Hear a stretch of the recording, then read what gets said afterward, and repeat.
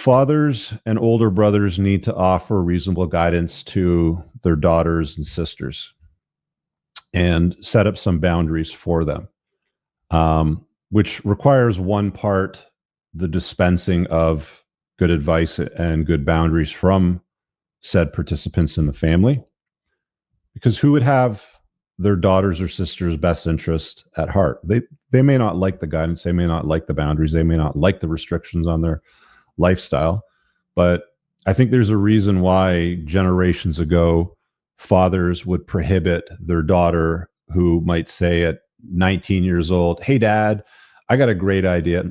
Let's say it's like in the 1930s. "Hey dad, I got a great idea. I want to go to Cancun for a weekend with my girlfriends." That kind of shit would have been like, no, that ain't happening. It doesn't happen under my roof. Okay. I think there's a reason why a lot of this like patriarchy type of restrictions on female promiscuity were in place, because when you just sort of like let women be as they become as a function of third wave feminism and modernity and where we are today sort of stuff, these are the kind of results that you get. You just get hoes. And while they might make a bad choice and have the walk of shame, there's those famous videos and memes and photographs of women in the morning, their hair is all fucked up and the sun's just coming up and they're walking down the street holding their high heels and their dress is all like, they're all still hung over and stuff, expressing regret for their choices that night. Doesn't matter. It's going to happen again. And it's going to happen again with a higher probability. So it's like, that like notion of notch count mattering, it clearly does matter. If women spend their time, their past running through guys, especially with short-term, non-committed type of encounters, the probability of that continuing in the future becomes greater and greater with every encounter, it seems. So if there's a lesson from any of this, it's like, you can't reform a hoe. She's going to be a hoe. She can go and sign up for some new religion, get right with God, look for forgiveness from Jesus sort of thing. And, like I said earlier, Jesus may forgive these hoes, but it doesn't mean that you should. So be smart about it. Anyway, that link to call-in's there. We got Kizza here. He hasn't been on for a while. Kizza, what's up, buddy? I'm doing well, thanks, Rich. Can you hear me? Yeah, I'm just turning you up a bit. Go ahead. Oh, sure thing. So yeah, Rich. I was just curious, mate. As I know you're a car guy, and it has been a while. Mm-hmm. What's your thoughts on the new top spec Corvette, the ZR1, where it's smashing all the records regarding, lap times of various tracks?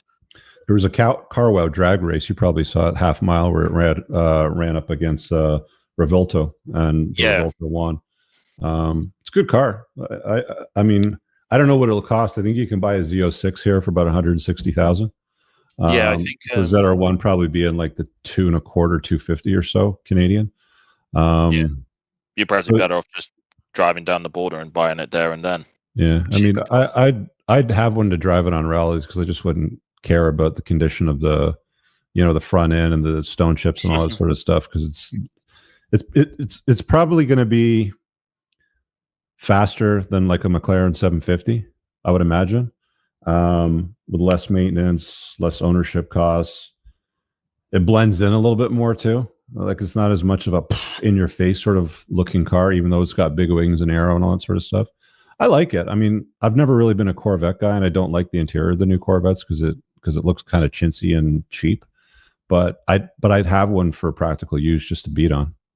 Well, that's fair, because I mean, if you look at it value for money wise, it's an amazing deal compared to ZR1s. Always have been, though. Like, ZR1s were like giant slayers since the Lotus built. What was it, Lotus or Yamaha built motor? Oh, the LT4, the LT4 C4 ZR1 from like 89, 91 or something like that, whatever it was. Like, since the first ZR1, they were always like giant slayers. Well, exactly, and apparently then there's going to be another one. They're going to have that. Was it I think it's the ZR1X with the hybrid drive as well. Yeah, and I'm just like Zora. Yeah, like was it 1200 plus horsepower, and then there's rumors there's going to be even another one that's going to be even crazy. I'm just like, Chevy, what are you cooking? Chevy, what on earth are you cooking there? Like, what next? We're going to get a sledgehammer version? Maybe. I don't know, man, but I like the competitiveness between these car manufacturers on the top shelf making these crazy cars, because one, it's fun, and two, it'll trickle down to the masses like 5 to 10 years later anyway. Oh yeah, like there's always seems to be occasionally these crazy power wars between manufacturers. Like in the 90s, it was the JDM brands as well as the German saloon brands. Mhm. They were going crazy. And then the 2000s, it was like you had some would call the original trilogy of like the Enzo, the Carrera GT, and the McLaren SLR. Mhm. And then 10 years after that, you had the holy hybrid trinity Yeah. of like the LaFerrari 918 and the McLaren P1. And now you've got the new trinity. Was it the F80, the W1, and I forget what the third one was. You'll probably find that they stick the Corvette ZR1X into a comparison with the W1 and the Ferrari, whatever it is. And Porsche hasn't announced anything that they're bringing out, but they may. But they'll probably compare the ZR1X to the McLaren W1 for sure. You'll see that. And I think the Corvette will probably beat it, unfortunately. Possibly. Quite possibly, yeah, because the way I see it is that Chevy are just cooking, and to be honest, I would not be surprised if they did a so-called GT3 RS model of that Corvette, give it like a full carbon ultra lightweight edition. They'll charge, I don't know, $500,000, and you can't really say no to that because it's like, well, it's 1,200 plus horsepower supercar, full carbon for like 500 grand. Feels a People make fun of the American manufacturers like Ford and, the Mustang brand and Chevy with the Corvette, but they've always done very well in racing. Oh yeah, I mean, to be fair, like people forget like GT racing. I mean, the Corvette GT1, the C6 model, it was a phenomenal monster in GT1 racing. Even in Europe, it challenged the Astons, the Maseratis, the Ferraris, and all that stuff. I mean, Ford obviously, even the Mustang, like the modern Mustang today, is a hell of a fucking performance car when you take it all around. Like I know people talk about, oh, but it's not the Shelby models, it's not about straight line speed. It's like, yeah, but the 350 GT is still an impressive machine. Okay, it's not as light as people would like it, but guess what, mate? Like these days, people don't understand safety regulations makes cars heavy. You can't. It's not like 20 plus years ago where you could make a super lightweight sports car and not have to care about safety regs. I mean, look at the old TVRs. They barely weighed over a ton, and they would kill you if you looked at them the wrong way. Yeah. You can't make those cars anymore.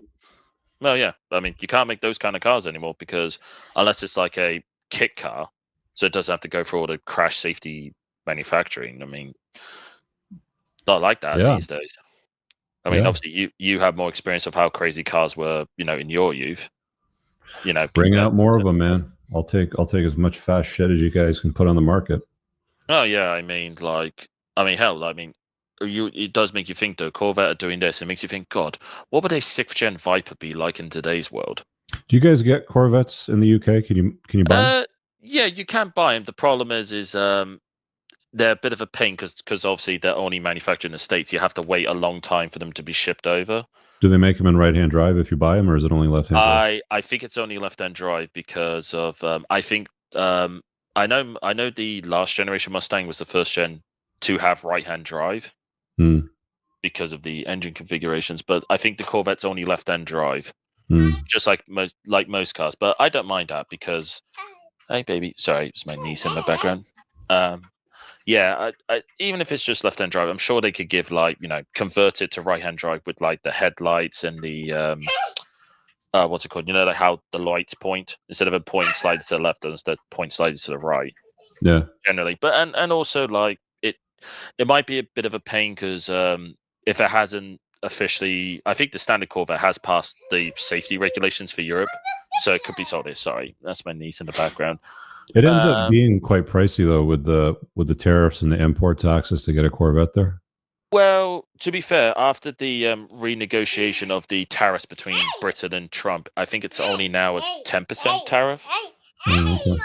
So, but yeah, because ultimately I work in the manufacturing industry, and they were really upset about Trump getting elected because he did initially slap a 25% tariff on cars built in Britain to America, but then they renegotiated, dropped it to 10%. All right, I'm just doing a quick search here. I'm just curious The price is, the UK Corvette Z06 is priced at £179,000. All right, guys, I really hope that you enjoyed that clip. If you want to check out the full-length podcast episode, you can find that right over here. Also, make sure you visit my website over here where you'll find my supplements, the opportunity to book me privately one-on-one for coaching, and most importantly, my new School of Unplugging, which you'll find on the courses tab. Newer to the channel, hit subscribe.